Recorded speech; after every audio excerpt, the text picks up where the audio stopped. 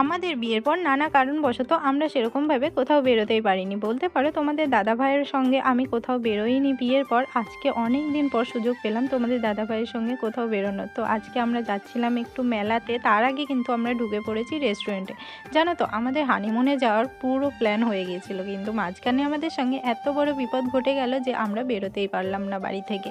এই ভেবেই মনকে সান্ত্বনা দিচ্ছিলাম যে এইবার না যাওয়া হলে হোক, পরের বার কিন্তু আমরা অবশ্যই যাব কোথাও না কোথাও।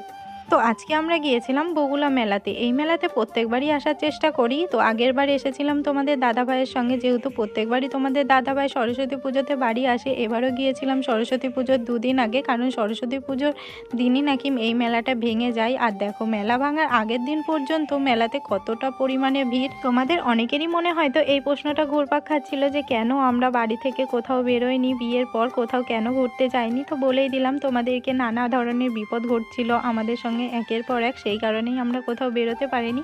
যাই হোক, দেখতেই পাচ্ছ মেলায় গিয়ে কিন্তু আমরা চলে এসেছিলাম একটা ফুলদানির দোকানে।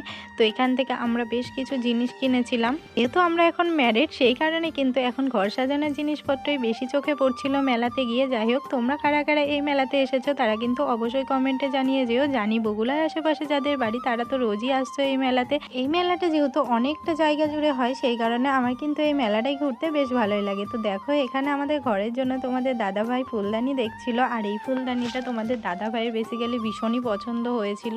আর আমার তো শুধু চোখ রয়েছে ওই বড় বড় সানফ্লাওয়ার, তারপরে যে লোটাসের ফুলদানিগুলো আছে ওইগুলোর দিকে, কিন্তু তোমাদের দাদা ভাই আপাতত এটাই নিল, তারপর বলল পরে বড়টা কিনবে। আজ বেসিক্যালি আমরা বাড়ি থেকে বেরিয়েছিলাম দুটো কারণে। প্রথমত আমার সরস্বতী পুজোর জন্য কিছু কেনাকাটা করার ছিল, যেহেতু সেরকমভাবে বাড়ি থেকে কোথাও বেরোতেই পারিনি, তাই এবারে প্ল্যান করেছিলাম সরস্বতী পুজোতে একটু ভালোভাবে দুজন মিলে ঘুরবো। সেই কারণে সরস্বতী পুজোর জন্য কিছু কেনাকাটা করতে গিয়েছিলাম, আর কেনাকাটা করতে গিয়ে মেলাটাও দেখে আসা হলো।